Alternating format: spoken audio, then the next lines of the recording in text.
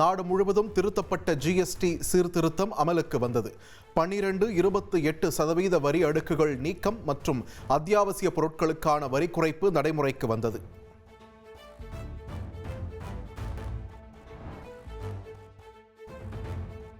GST குறைப்பு அமலான நிலையில் பழைய எம்ஆர்பியில் பொருட்கள் விற்பனை செய்யக்கூடும் என தேசிய நுகர்வோர் உதவி மையம் எச்சரித்துள்ளது. பழைய விலையிலேயே பொருட்கள் விற்பனை செய்யப்பட்டால் புகார் அளிக்க வழிகாட்டுதலும் வெளியிட்டுள்ளது. ஜிஎஸ்டி குறைப்புடன் நவராத்திரி திருவிழா தொடங்கியுள்ளதாக பிரதமர் மோடி தெரிவித்துள்ளார். நவராத்திரி பண்டிகை அனைவரின் வாழ்க்கையிலும் புதுப்பிக்கப்பட்ட வலிமையையும் நம்பிக்கையையும் கொண்டு வரட்டும் என்றும் பிரதமர் மோடி வாழ்த்து தெரிவித்துள்ளார். ஆபரண தங்கம் விலை சவரனுக்கு 560 ரூபாய் உயர்ந்துள்ளது. ஒரு சவரன் தங்கம் 82,880 ரூபாய்க்கு விற்பனை செய்யப்படுகிறது.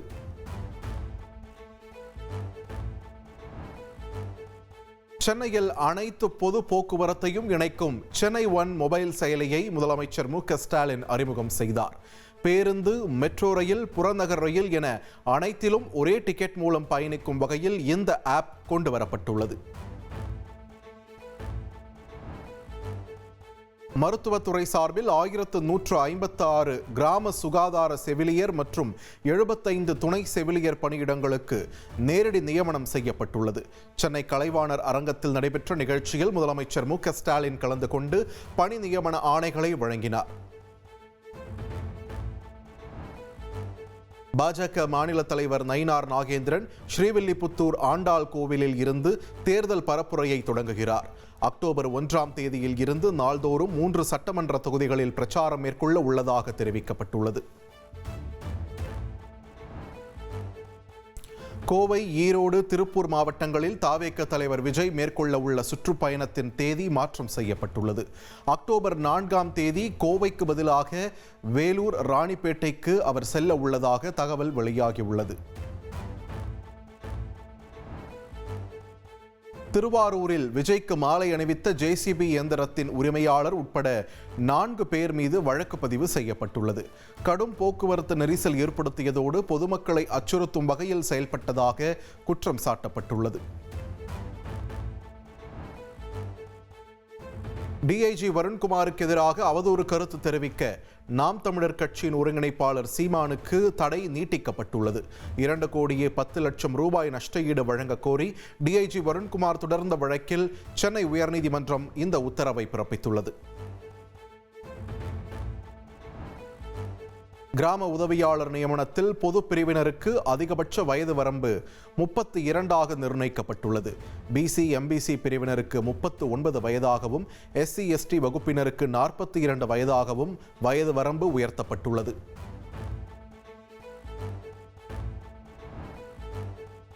சென்னை கோயம்பேடு சந்தையில் வரத்து குறைவால் ஒரே நாளில் தக்காளி விலை 15 ரூபாய் வரை உயர்ந்துள்ளது. கர்நாடகா, ஆந்திராவில் பெய்து வரும் மழையால் வரத்து குறைந்து விலை உயர்ந்திருப்பதாக தெரிவிக்கப்பட்டுள்ளது.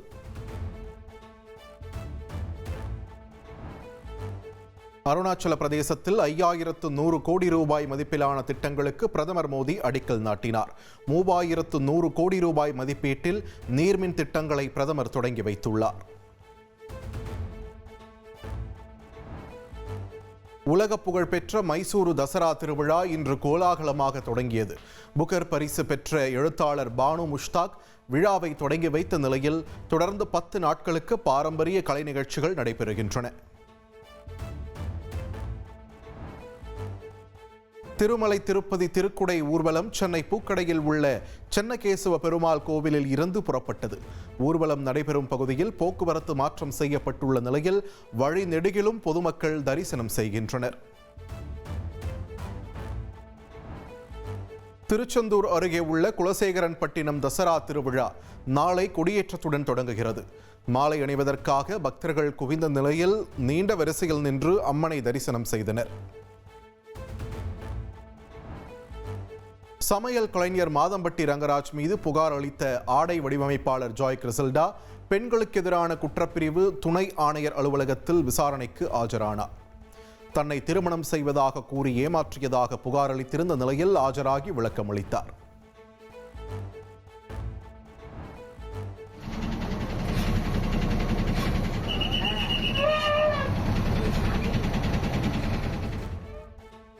உதகை அருகே கல்லட்டி மலைப்பாதையில் அரசு பேருந்தை 2 காட்டு யானைகள் வழிமறித்ததால் பரபரப்பு ஏற்பட்டது. மலைப்பாதையில் அரை மணி நேரமாக பயணிகள் தவித்த நிலையில் ஓட்டுநர் பேருந்து பின்னோக்கி இயக்கி சாதுரியமாக செயல்பட்டார்.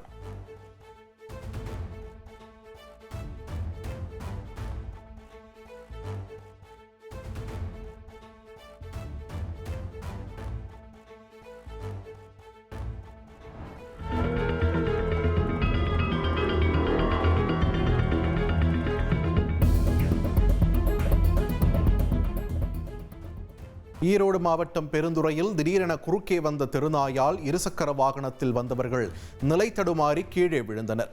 பின்னால் வந்த வாகனங்கள் சரியான நேரத்தில் நிறுத்தப்பட்டதால் 2 பேரும் படுகாயங்களுடன் உயிர் தப்பினர். சென்னையில் பாலியல் வழக்கில் சிக்கிய பிரசன்ன சதுர்வேதி சாமியார் தேடப்படும் குற்றவாளியாக அறிவிக்கப்பட்டுள்ளார். தலைமறைவாக உள்ள அவர் மீது சென்னை மத்திய குற்றப்பிரிவு போலீசார் வழக்கு பதிவு செய்துள்ளனர். 1000 கோடி ரூபாய் இரிடியம் மோசடி வழக்கில் முக்கிய நபராக கருதப்படும் சாமிநாதன் மதுரையில் கைது செய்யப்பட்டுள்ளார். மோசடி செய்த பணத்தில் சாமிநாதன் நடிகைகளுடன் உல்லாசமாக இருந்தது அம்பலமாகியுள்ளது. நடிகர் தனுஷ் நாடு முழுவதிலும் இருந்து வந்த தனது ரசிகர்களை மாவட்ட ரீதியாக சந்தித்து புகைப்படம் எடுத்துக் கொண்டார். சென்னையில் நடைபெற்ற நிகழ்ச்சியில் ரசிகர்களின் குடும்பத்தினருக்கு உதவி பொருட்களையும் தனுஷ் வழங்கினார். அகமதாபாத்தில் 260 பேர் உயிரிழக்க காரணமான ஏர் இந்தியா விமான விபத்து குறித்து சுதந்திரமான விசாரணைக்கு உத்தரவிட கோரிக்கை விடுக்கப்பட்டுள்ளது. விமான விபத்து தரவுகளை முழுமையாக வெளியிட கோரிய வழக்கில் மத்திய அரசு பதிலளிக்கவும் உச்சநீதிமன்றம் உத்தரவிட்டுள்ளது. தனது கணவரை படுகொலை செய்த நபரை மன்னிப்பதாக சார்லி கர்க்கின் மனைவி எரிகா கர்க் கண்ணீர் மல்க தெரிவித்துள்ளார். அரிசோனாவில் நடைபெற்ற சார்லி கர்க்கின் நினைவஞ்சலி கூட்டத்தில் அவரது இந்த பேச்சு நிகழ்ச்சியை ஏற்படுத்தியது. காசா நகர பகுதிக்குள் நுழைய தயாராகி வரும் வீடியோ காட்சிகளை இஸ்ரேல் ராணுவம் வெளியிட்டுள்ளது. இஸ்ரேல் நடத்திய தாக்குதலில் காசாவில் குடியிருப்பு கட்டடங்கள் தரைமட்டமாகி 31 பாலஸ்தீனியர்கள் உயிரிழந்தனர். ராம்லீலா குழுவின் ராமாயண கதை நாடகத்தில் ராவணனின் மனைவி மண்டோதரியாக ஹிந்தி நடிகை பூனம் பாண்டே நடிக்க கடும் எதிர்ப்பு கிளம்பியுள்ளது.